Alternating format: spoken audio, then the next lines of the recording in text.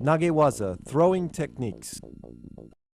Waza is further broken down into tachi waza, which is throwing techniques involving hand, hip, or leg, and suteme waza, which is sacrifice throws, using your body to take your opponent down.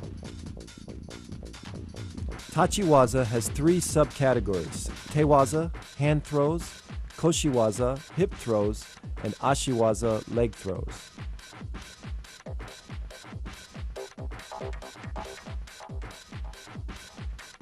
Taotoshi, side body drop.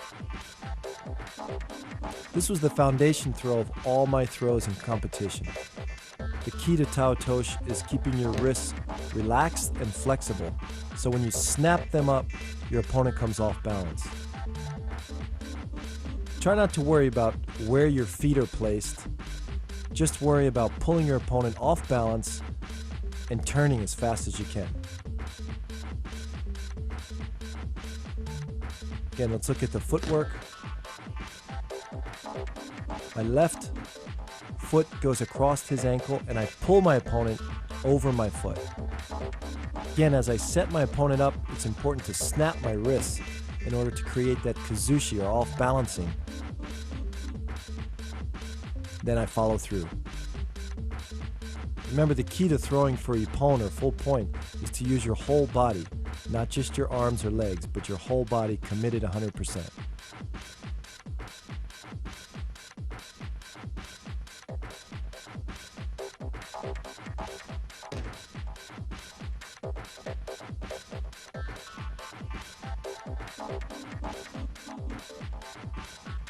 Another competition version is a side taotoshi, staying in front of your opponent by a half a step, just like we were doing in kouchi guard.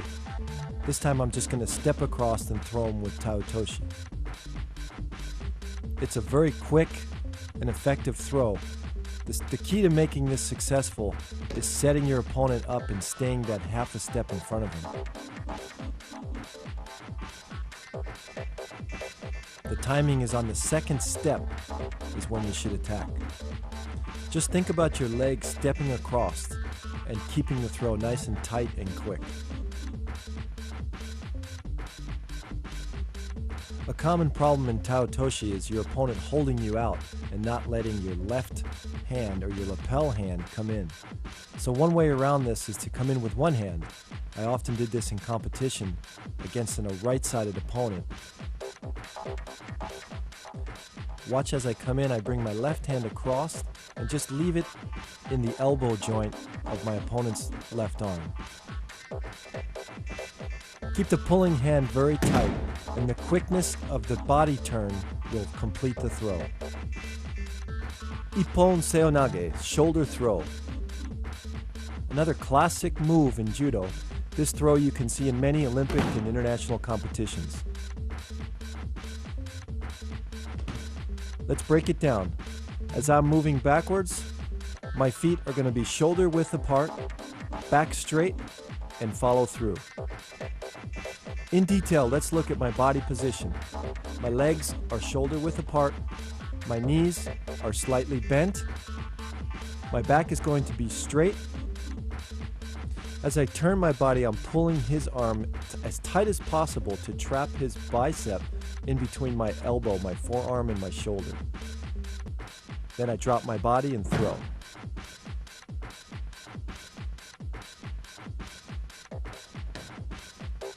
Again, my shoulder should be about the same height as his shoulder. I don't want to drop too low, otherwise his arm's going to come across my neck. In slow motion, I come in, turn, and throw. Let's look at it from a moving angle, the timing of it. As he steps forward, my body is twisting and turning into position. I create the off-balancing or timing by pulling him forward with my right hand. Again, the positioning of my legs should be about shoulder width apart. My left hand also is pulling forward to off-balance him. Let's look at it from a different angle. Notice how I pull him as tight as possible and then turn. There should not be any space in between my shoulder and his chest.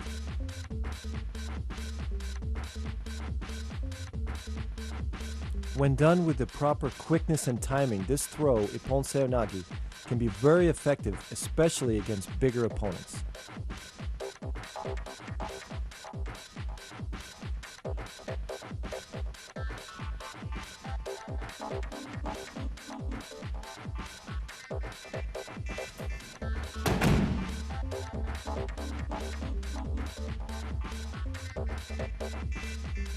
Morote seo nage, shoulder throw.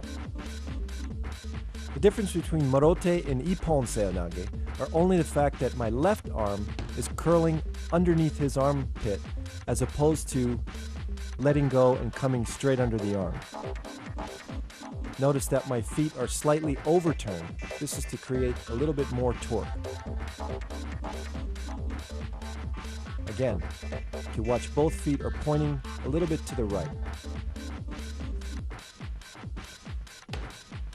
A key point to remember is try to keep your wrist as straight as possible, because when you bend your wrist, it becomes a weaker throw.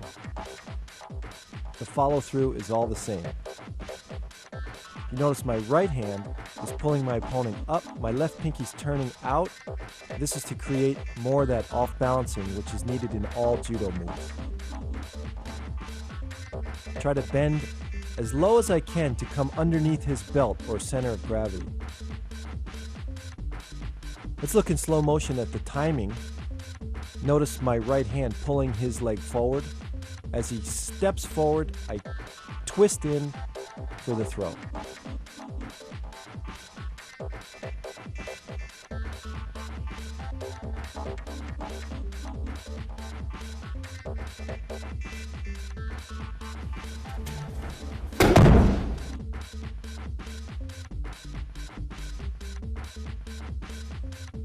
Kataguruma, shoulder wheel.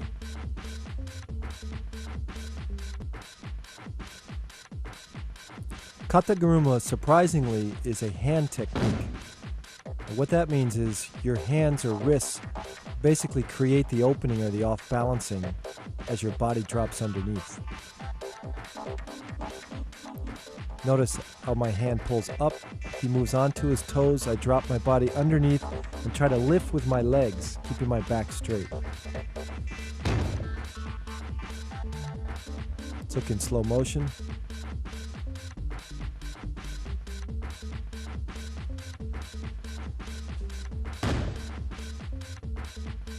Looks from the top.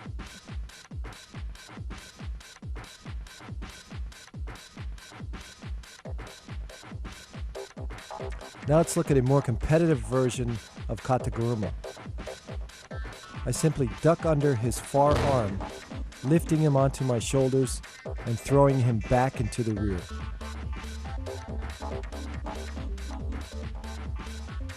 My opponent's got a far right-sided grip, so basically I'm ducking under his other arm and taking him off balance in the direction that he's already leaning toward.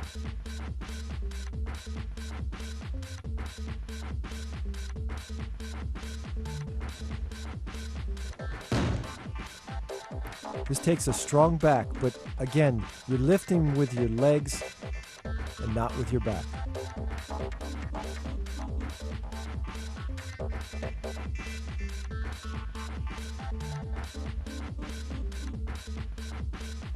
Another competitive version of Kataguruma is to surprise my opponent by simply dropping underneath his center of gravity. As I follow through, I extend my arm and come into the pin. Remember to pull with your right arm as you drop underneath and finish the throw.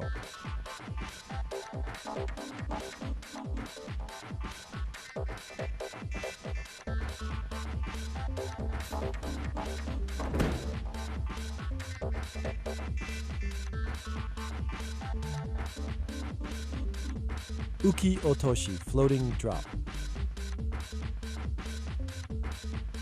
A classic throw taught in kata, this throw demonstrates the essence of judo. As my opponent pushes or moves forward, I use his energy and strength against him, dropping my knee and throwing him forward. It's important to control the hikite, or the pulling arm. As I drop, I'm going to pull and whip my opponent across.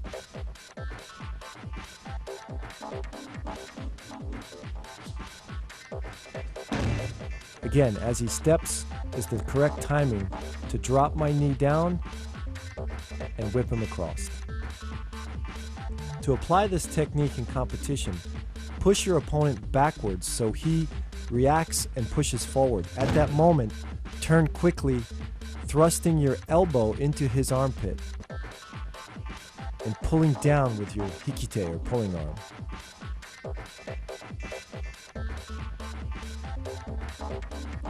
This timing involving all your body, your legs, and your arms creates that whipping motion.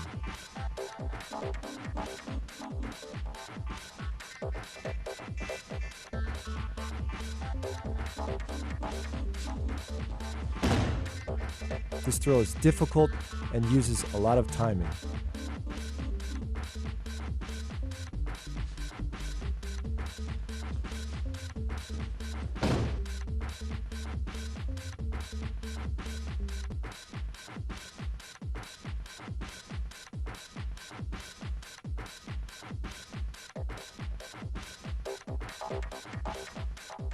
Nage, scooping throw. This is often used as a counter to uchimata in competition. As the person enters, block first, and then with your knees bent and your back straight, pick him straight up and straight down. It's important to control him with your left hand on his lapel. As you block him and pick him up, my left hand is controlling and then pulling down at the last second.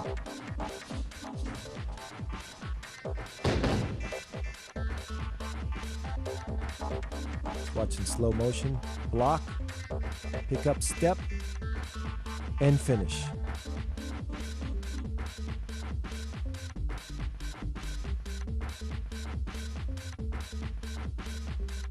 Notice I use my right knee to drive straight up in the air to help lift him.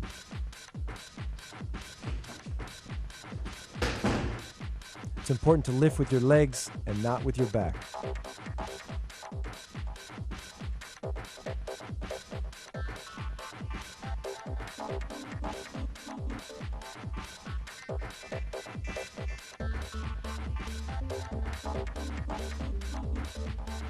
Sumiotoshi, corner drop. Another throw that demonstrates the pure essence of judo. Timing. As my opponent is moving forward, I'm going to use the correct timing to switch directions and throw him backwards. Basically taking his feet out from underneath him.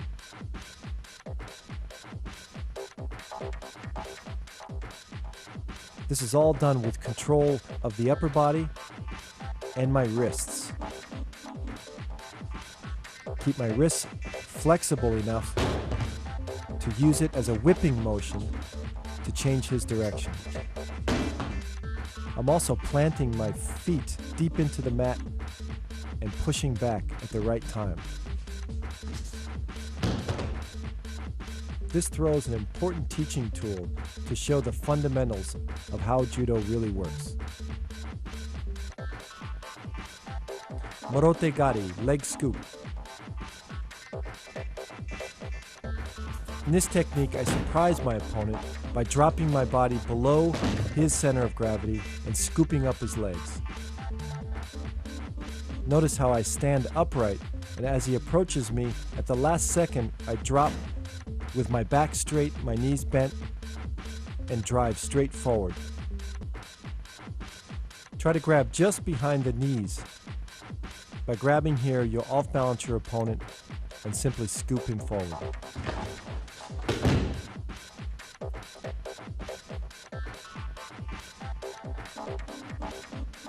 Let's look at it from the top.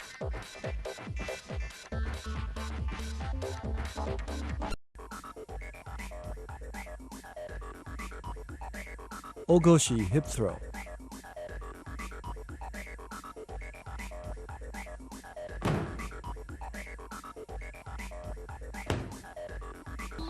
one of the first moves we learn as a beginner in Judo. Ogoshi teaches you to lift with your legs and not your back. Your arm basically grabs around his back, sometimes grabbing the belt, other times just placing your hand behind his back. Pulling arm extends out. As you pivot, turn your head. Place your feet about shoulder width apart. Again, back straight as you lift your opponent.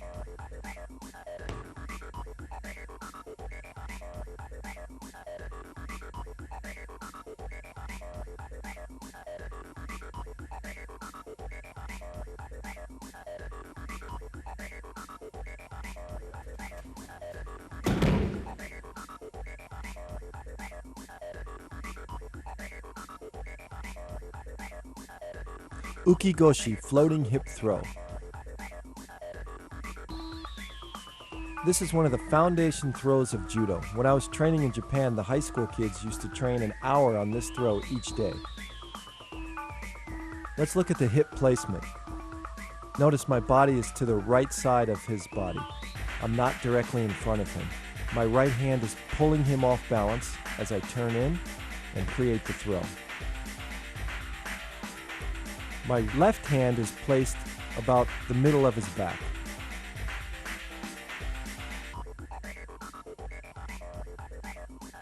Again, from the front view, you can see that I'm a little bit off to the side. This creates a whipping effect.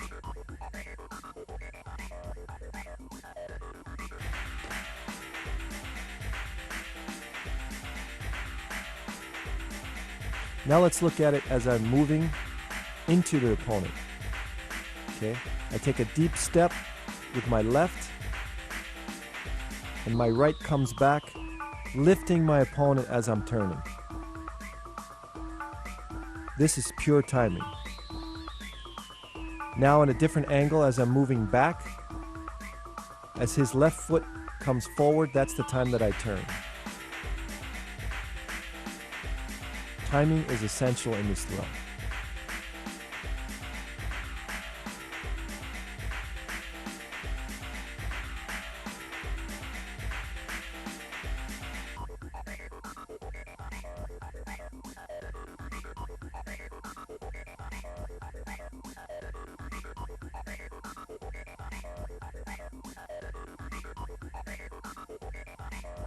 Tsurikomi goshi, lifting hip throw. Another classic technique that every beginner should learn first. Most important is my body position. As I pull my opponent off balance using both my left hand and my right hand, again, my feet are shoulder width apart, and my knees bend, but my back stays straight. And then I lift my opponent when my knees come up. The left lapel does all the controlling. Okay, look at my left hand, the way I lift it up.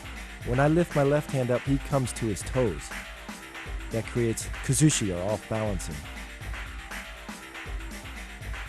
Again, the left hand positioning or the left elbow positioning is against his chest.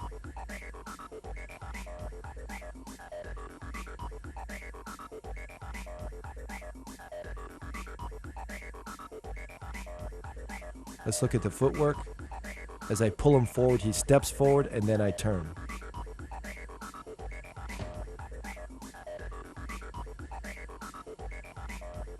It's sometimes a difficult position to get into, and beginners often feel like they're off balance when they're practicing this move.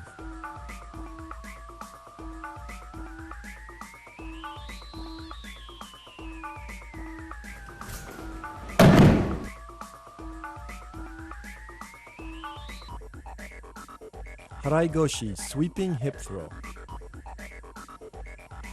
This throw is often used by tall fighters because their legs are long and they're able to sweep out their opponent's legs at ease. The timing is similar to like a koshiguruma or any other hip throw. When your opponent steps forward, you turn and kick out your left leg which sweeps out your opponent's legs. Again, the key to all hip throws are really in the off-balancing or the pulling. My right hand is pulling my opponent off balance, and the sweeping leg does nothing more than just follow through for the throw. It's important not to emphasize sweeping your opponent's legs out, but put more emphasis on off-balancing your opponent, letting your leg just be a guide.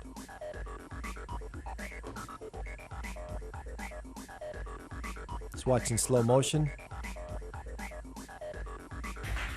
Again, keep the sweeping leg straight, point your toe, and finish the throw.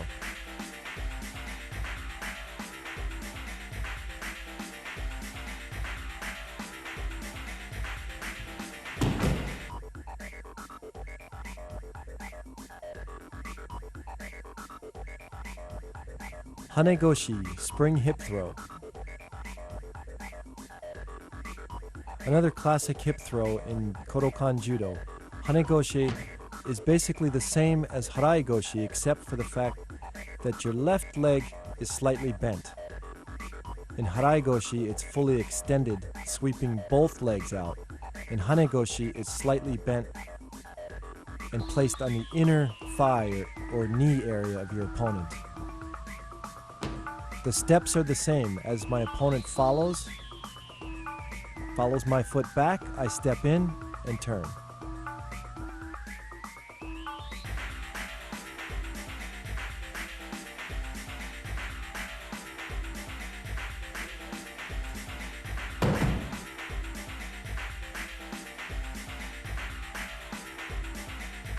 Utsurigoshi, changing hip throw.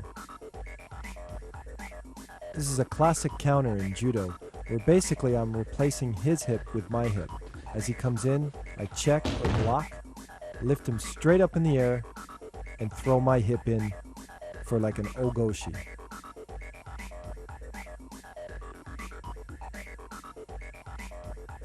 Posture is really important.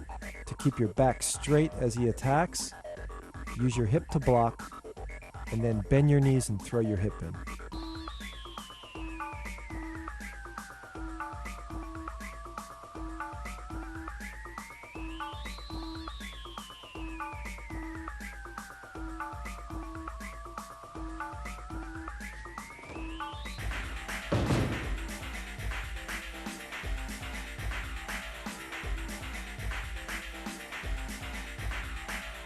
My pulling hand is very important also to control his body.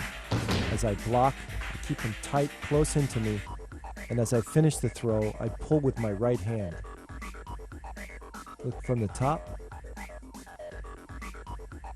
Again, keeping my back straight, block, and switch hips. Ushiro goshi, rear hip throw. This is a classic counter against a hip throw, where I check and then basically just take my opponent straight up and straight back. Notice how I block with my hip first, bend my knees, lift with my legs, and take him straight back. This works well against a person who's a little bit taller than you because you're able to get underneath him easier.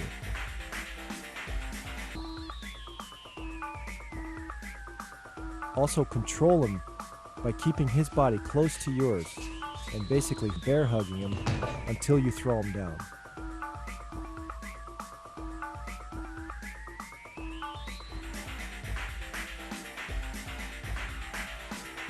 Again, keep my back straight. Don't try to anticipate this because when you do that, you're going to bend your back and then you'll get thrown. Let's look at it from the top.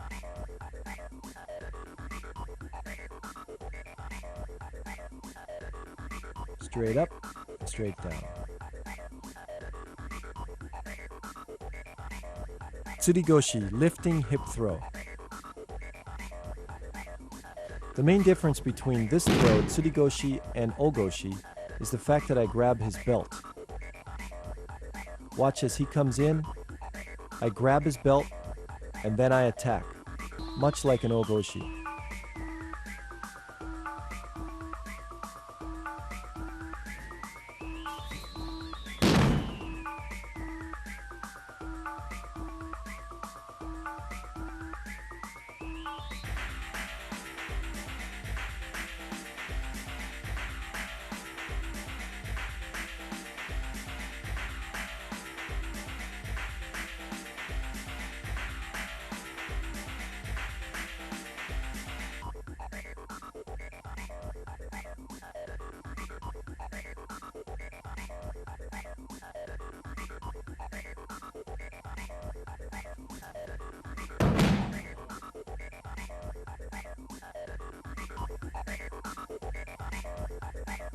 Another variation is to pull my opponent down and grab his belt from over his shoulder.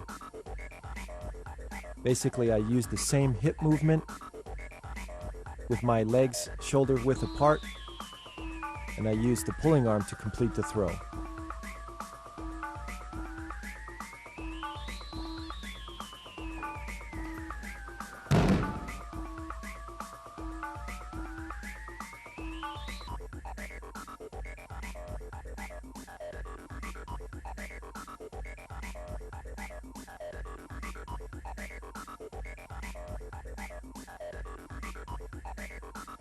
Let's look at it from the overhead.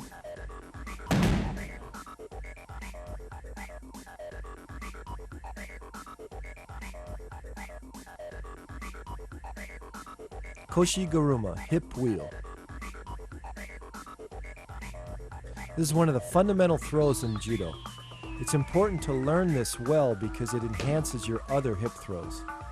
Let's look in slow motion. It's important to turn my hip completely and rotate my opponent around. My right hand pulls forward, my left hand comes around the neck and controls the back of the neck pulling forward. Look at the position of my feet. They're shoulder width apart. My back is straight as I bend my knees. And then basically I lift my knees and lift my opponent off the mat at the same time.